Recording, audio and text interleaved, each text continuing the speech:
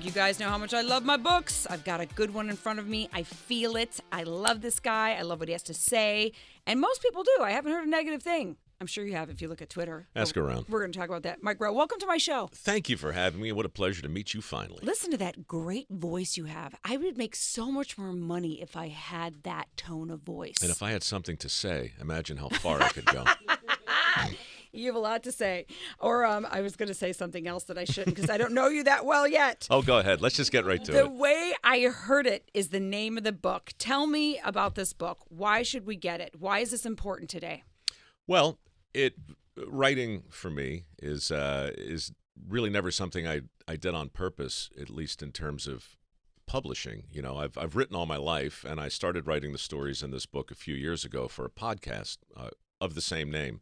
The stories themselves are stories about famous people I've never met, but have always been intrigued by.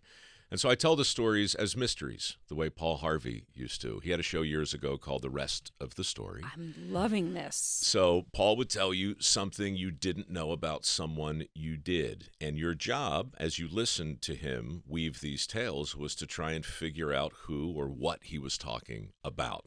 And I found them in the 80s and late 70s to be insanely addictive. And ever since, I wanted to write stories that made people late, you know, because I always had to sit in my car. That's right. And wait until he got to the end where the big reveal comes, and then he would say, and now you know the rest of the story. Oh, that's so genius. So my stories are very similar in format. I call it The Way I Heard It because nowadays it seems everybody is an expert on one thing or another. Right. And I'm not. And I want to be clear that I'm telling stories in part the way I imagine they unfolded, because many of the subjects in the book are dead and gone. They're historical figures that we all know of. Right. Right? So the book is 35 chapters, and half of each chapter is a story like the ones I've just described, but the other half is kind of an accidental memoir. After these stories were written, my mother suggested that I should write something that explains why I wrote about the people I chose to write about. And what came out as a result of that exercise was a memoir.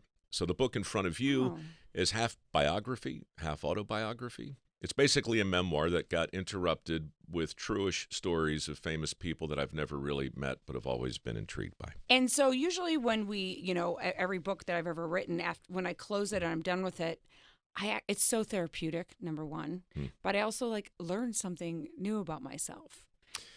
Everybody should write a book. Yep. And everybody should wait tables.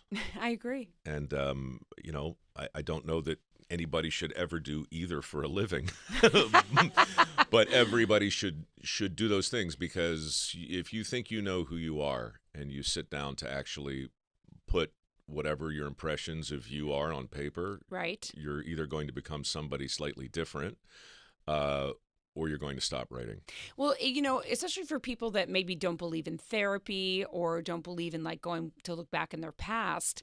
I mean, this is kind of an easier way, if you're too scared to go to therapist, to write down, because you actually feel those memories and experience them. Yeah, and it also forces you to recall them in a way that is fundamentally true. However, the book's called The Way I Heard It because our memories are ours. Correct. Right? And we're living in a time now where, I mean, look, fake news has become an expression. On the one hand, everybody sounds terribly certain about everything. I know. And you know, probably more than anybody, but we live in a world of correctors. You know, if you have a smartphone, if you have an internet connection, then you can find somebody somewhere who will agree with your opinion, no matter how harebrained. It doesn't matter what it is. Right. And so the arguments become very passionate and very divisive. And part of what I wanted to do with this book is just say, listen, I don't want to have a big political tickle fight. I just want to tell you that I've always been a fan of this person, and the way I heard it, this thing happened. So it's not gossip, it's history, but it's history with point of view. What happened to the idea of having an open mind? That I think we lost, along with critical thinking. But open mind, you can ask anyone, do you have an open mind? Yes, I do. And you can within... As long as you agree with me. Exactly. I don't know what happened. Do we do we blame it on social media because we have little mob armies that agree with us? So we definitely think we're right and that's it? Yeah, I mean, I would blame it in part on that, but that's just the delivery system. I think the thing that's changed over the last generation or two is this kind of a binary culture that we live in. Choices are great, but all of a sudden, they're only two. It's blue collar or white collar. It's left or right. It's good or bad. It's right or wrong. We've lost the shades of gray. I literally wrote a column called "Whatever Happened to Gray." Yeah. Because well, there are 50 shades of it apparently, and it's unbelievable. I mean, and how the cancel culture has ruined so many people, and the mob attacks you if you don't agree with them. It's kind of scary, but I have noticed a turn a little bit with, I keep bringing up Dave Chappelle's special recently. Sure. And I was like, good for you. Did you see Bill Burr's? No. Also great. I watched them both back to back. But Chappelle is exactly right. And listen to me, like I'm the arbiter of right. I don't know, but I found myself nodding in violent agreement, much as you are right now, right? Yes. You're watching it, you're going, right. We're shooting ourselves in both feet, and we're doing it over and over again and again, And isn't it interesting, the ones that are pointing fingers to blame, it's just a matter of time before that finger comes pointing at them? Look, they're not starting their sentences or their critiques with the way I heard it. They're starting their position with, let me tell you how it is, you dumb son of a gun. Right. Let me tell you what makes you so stupid. Okay, I've given this a lot of thought, and suddenly everyone is the expert. And bolstering our imaginary expertise is the internet that you mentioned. And it's not just that we're born to correct. We now have access to all of this information that lets us feel like, oh, we found the evidence. And so most conversation today, when it breaks down, seems to break down over sources and links and hyperlinks and what about this and what about that. Right. So, but I saw it on Google. Must be true. But I saw it on Wikipedia. Yeah. Come on. Yeah. So for someone listening, how do they change their mindset, our mindset? I'm going to put myself in it too, because of course I'm guilty of it, into not getting caught up in that I'm right. How do we start to begin to change? Well, I mean, it's not just having an open mind. If you're willing to truly entertain the possibility that everything you think you know is wrong, then that's what the Greeks called anagnoresis and peripeteia. All great stories have it, right? Like, think of The Sixth Sense. Right. Remember? Spoiler alert. But, Bruce Willis is certain through the entire movie of who he is. He's a clinical psychologist, and he's got this little troubled kid who can see dead people. Now, this kid's obviously crazy, and Bruce goes through the movie, and he has these discoveries, which Aristotle called anagnoreses, and then he has the big discovery at the end, which is peripatetic, when he realizes that the little kid really can see dead people, not only because he's gifted, but because he, Bruce Willis, is dead. So if you're willing to entertain the possibility that you've been dead for the whole movie, right, and you're willing to have a peripeteia, then you ought to be open to the fact that maybe you're mistaken about any number of other things. And those are big paradigm shifts for people, these belief stories that we hold on to. If you're older, like us, but you're 20, you're going to look in hindsight to see how many times your belief systems have changed, hopefully. Well, you don't believe enough at 20 to have a system. I mean, not to sound like the grumpy old neighbor, but, everything you think you know at 20 is the product of 20 years of, mistakes. I mean, I thought, God was a guy with a gray beard holding a staff. It's actually a white beard, and the staff is really more like a scepter, like Neptune's, but go ahead. That was about as far as my belief system, right. At 20. And then I'm like, let me dive into this spiritual store and see what's here and open your mind and learn. And I think the thing is, too, is like, read books like this. Open your mind. Maybe open a book that you wouldn't necessarily buy if someone else's point of view. Mm-hmm. Well, look, I'm trying very hard with this book to stay in my lane. I don't write about big ideas. I don't write about big political topics. I write about my own peripeteia, which happened in a sewer in 2002, right before Dirty Jobs, when I realized everything I thought I knew about hosting TV shows was wrong. Can you get into that a little bit more for people? Sure. In 1989, I started a career of sorts in television, hosting overnight shifts on the QVC cable shopping channel. I did that for 3 years. I learned everything I needed to know about how to freelance in our industry effectively. And so when I left QVC, fired for the third time, I came to Hollywood and started impersonating a host. And I was good at it. I got hired by the History Channel, the Discovery Channel, everything, talk shows. I did game shows.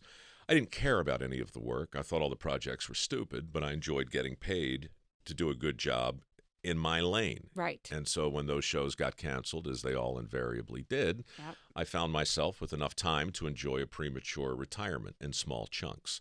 So that was my model for 14, 15 years. Dirty Jobs happened because my mom called me one day at CBS. My grandfather was 90-ish and dying, and she said, you know, before your grandfather dies, it'd be great if he could turn on the TV and see you doing something that looked like work, which is a brutal thing to hear from your mother. Oh, my God. So I went out. I was hosting Evening Magazine at the time, and I started profiling people who did all kinds of difficult jobs. And the first segment took place in a sewer with a sewer inspector underneath the hills of San Francisco.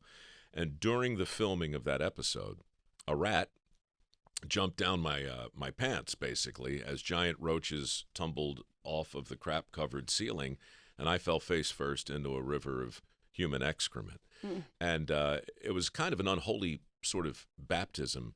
But as this happened, I realized that the sewer was basically keeping me from impersonating a host, which I'd been trying to do. And right next to me the whole time was a sewer inspector who was an expert at all of these things I was pretending to know more about than I did. Wow.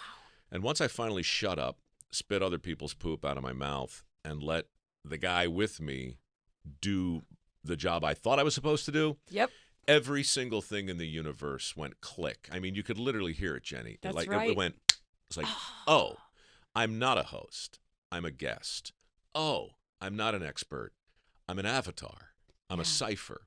Dirty Jobs started shortly thereafter, and my worldview changed, my career changed, everything I do changed because I started to look differently at who I was. I was not a host.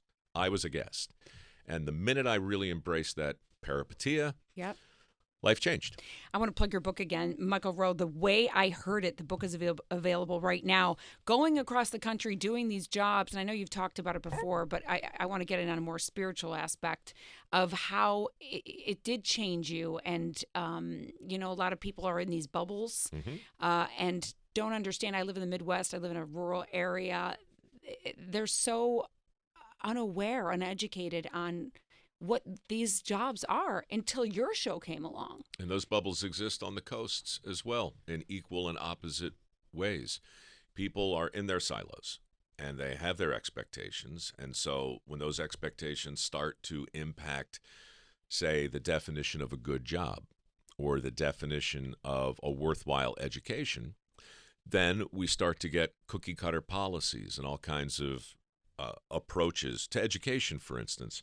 You know, I have a foundation that I run that came out of Dirty Jobs. It's called Mike Rowe Works, and its purpose is to focus attention on, right now, 7.3 million jobs that are open, that for whatever reason people don't want. Most of those jobs don't require a 4-year I was just going to ask you that. No, they require training. That's great. We're talking welding, steam fitting, pipe fitting, carpentry, Trade. all of it. So we award work ethic scholarships so far, $5-6 million worth of them, to people who are willing to take the time to learn a skill and master a trade. Amazing. I know a huge community that could use that, by the way, which is the autism community. Sure. Who love the scheduled, you know, painstaking work of doing the same thing, the mundane. Well, you know, I know your history with this, and I get letters a lot from people in a similar situation, because one of the things that people always ask me about Dirty Jobs is, why was everybody having so much fun? And what is it that they know that so many others seem to have forgotten? And part of the answer goes right to your point. It's the importance of completing a task. That's right. Visual cues, optical proof that Yep. you're moving the needle. You don't get that in a lot of white-collar jobs, but you get it in the trades. You're building a bridge. There's no bridge. Now there's a bridge. Guess what? You built the bridge. That's you know how right. you know it? Because you can see it. That's right. And you see it happening as you're building it. You could be digging a ditch. You could be it doesn't matter. But when you look at work through the lens of what kind of feedback you get as you do it, you start to get into that place where people with neatly ordered minds Right. can start to find some sanity. Can you give me the name of that organization of yours? Mike Rowe Works. My name followed by Works. I'm going to be hitting you up later, by the way. Give me a call. Hey, by the way, I got to tell you this too. I was flicking around yesterday, and not yesterday, but maybe a week and a half ago, and stumbled across your husband's great work, Band of Brothers. Oh, yeah. And I was just telling Jennifer here, it's one of the few projects that when I'm flicking, I don't care how tired I am, I don't care where I have to go. When I find the damn thing, I have to watch it all Right. from start to finish. And the problem with Band of Brothers is, of course, it's like 12 hours long. Exactly right. So my entire weekend's destroyed because I'm watching your husband save the world. Trust me. Over in Germany. I So, have the same problem, but maybe for other reasons. like with what movie can't you? Airplane. Great. I love Airplane. I don't care if I have to be late for something. It Yeah. just is one of those comedic movies when I was younger that just made me laugh so hard and said I want to be as silly as that. The In-Laws. That was with Peter Falk and Alan Arkin. It's from the 70s. Yep. I can't turn that off. Sting, The Sting, Jaws, Band of Brothers, Shawshank Redemption. There's a list. That's right, Shawshank Redemption. Yep. And I can't turn the TV on anymore before I'm going to bed for fear of seeing them. I love talking to you, Michael. I like Honestly. talking to you, Jenny. I can't wait to finish this book. I hope you guys check it out. The Way I Heard It, Mike Rowe. Keep working, keep doing amazing work out there, and come back anytime. Jenny McCarthy Show. Oh!